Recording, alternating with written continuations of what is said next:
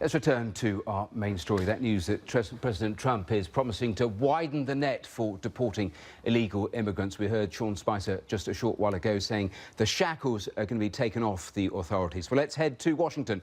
Let's talk now to Leon Fresco, who was head of the U.S. Department of Justice's Office of Immigration Litigation under Barack Obama. And Mica Mosbacher, a former Republican official and a Trump supporter, is also with us there in Washington. Thanks, both of you, for joining us here on the programme.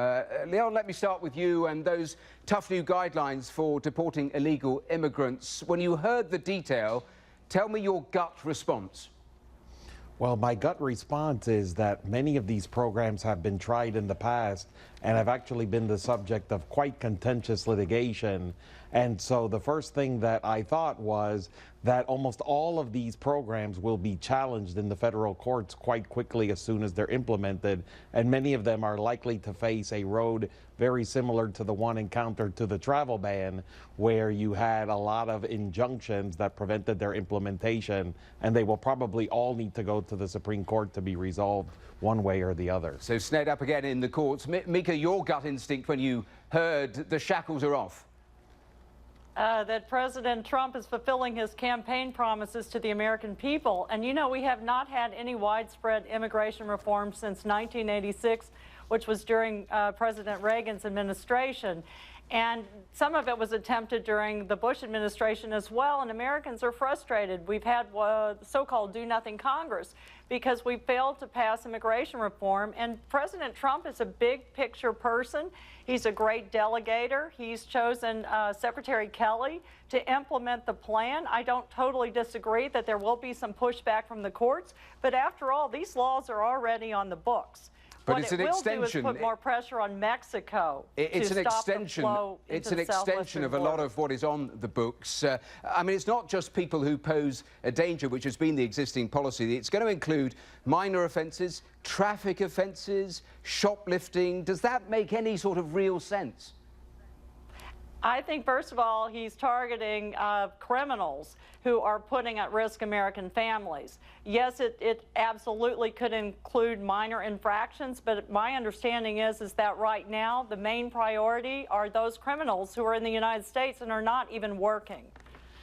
So I think that's the number one focus. Obviously, funding of the 5,000 new border agents and the 10,000 ICE agents is going to be up to Congress, and so they will have some challenges there. I'll come back to the additional forces that are going to be required. But Leon, you were trying to get in there when Sure. Mica was talking about just the extension here. I mean, it has cast the net much more widely, hasn't it? Sure. For the criminal aliens, as they're referred to, there's two different kinds. There's the kinds of individuals who are here without legal status and the kinds that are here with legal status. And over the last 5 years, the courts, including many of the conservative members of the Supreme Court, have actually dramatically limited the number of criminal offenses that can be viewed as deportable offenses. So what this administration is going to find out very quickly is if it tries to ensnare more legal immigrants into removal proceedings for criminal grounds, it's actually going to find stiff opposition to that in the federal courts. And that's a different matter than people who are here without any lawful status. But this extension is going to be very difficult to implement. And Leon, does it trouble you at all where we're talking about immediate deportations, people who can't prove they've been in the country for more than 2 years anywhere in the US? That sort of detail, does that worry you? Well, yeah, that is another issue that the Supreme Court has refused to address over the last 20 years, is at what level of time in the United States do you need to accrue to have what's called federal court review of your removal?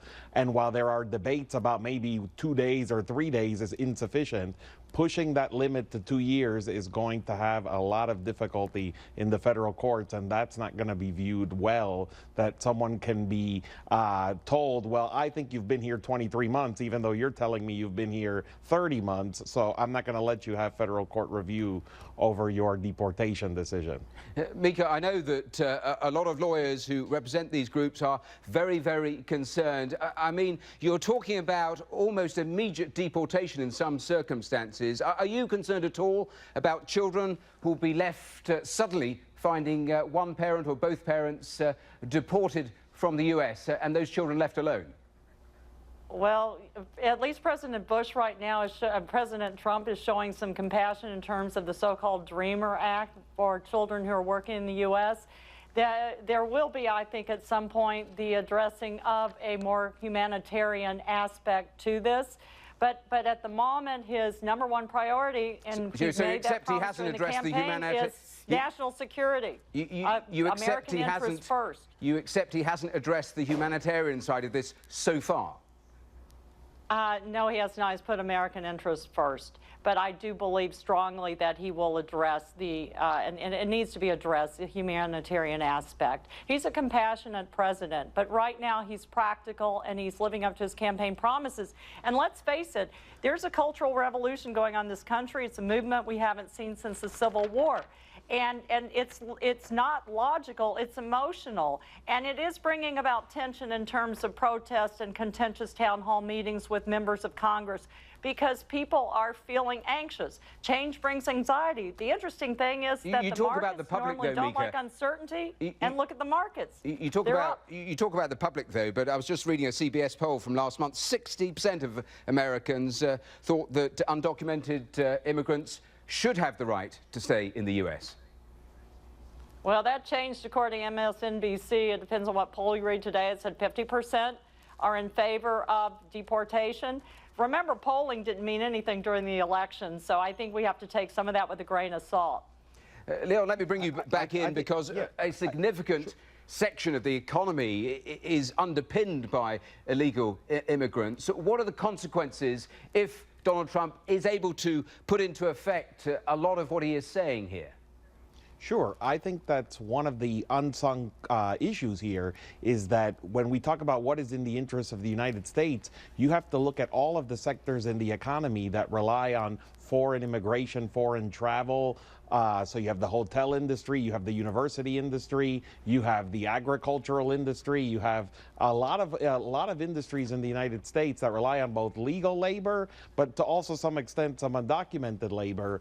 And the point is that as these programs get ratcheted up and more difficult to access, what you will start to see is that in an economy like this, which actually has a relatively good unemployment rate right now, you're going to have businesses demanding that the ratcheting of the immigration laws stop, because at some point it's going to be difficult for hotels to attract foreign tourists and universities to attract foreign students and agricultural industries to attract foreign workers to do a lot of the jobs that are not being done right now. Let me turn to the key point. It's illegal. If you came in illegally, you've broken the law, and that's the point, is enforcing a law.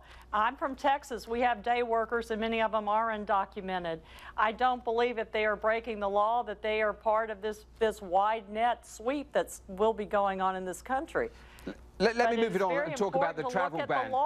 Let me talk about the travel ban, because we're expecting that executive order any time in the next 24 hours. I mean, Leon, if you were doing the same job in the Trump administration as you did under the Obama administration, you'd be in charge of pushing through this ban. Just a quick thought in terms of how it has been implemented so far. I think one of the issues is, regardless of where you stand on the travel executive order, when an executive order like that is issued, typically you need to run it through all of the interested agencies, which would have been Homeland Security, Customs and Border Protection, Immigration and Customs Enforcement, State Department, etc., because then you wouldn't have these issues that popped up where, for instance, you have a person who's been in college 3 years who has spent $150,000 on an education and now is being told you can't finish your 4th year in college because your whole country has been banned. Or you have an airline that's a Middle Eastern carrier where the crew has been in and out of the United States 200-300 times in the past 5 years, and now those crew members are being told you can't enter the United States because your whole country's been banned. You need to have exceptions where people can explain their individual circumstances. So the administration has almost done it backwards. Mica, how important for someone like yourself and other Trump supporters is this travel ban and the ban on these 7 specific countries? Well, I want to bring up the point that these 7 specific countries were identified during Obama's administration.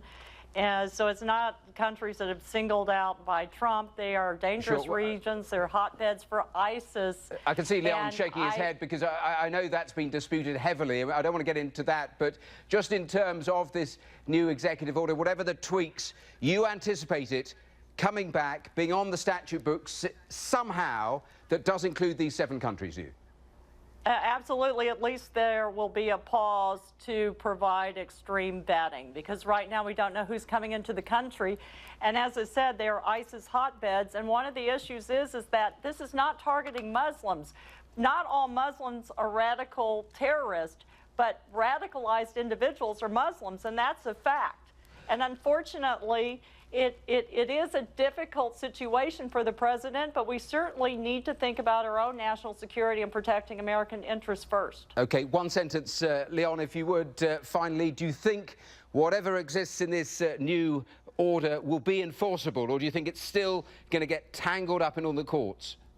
I think if it doesn't include green card holders and it includes only new visa applicants, it will be fine. If it includes some of these what are called non-immigrant visa people, students, doctors, etc., you're going to have some problems in the court, because people need an individualized way to prove that they are not terrorists if they've already been granted a visa. This categorical ban is always going to be received poorly by the courts. Well, there we have to leave it. Leon Fresco and Mica Mosbacher, thank you so much for being here on the programme and debating those issues with us. Thanks very much for your time.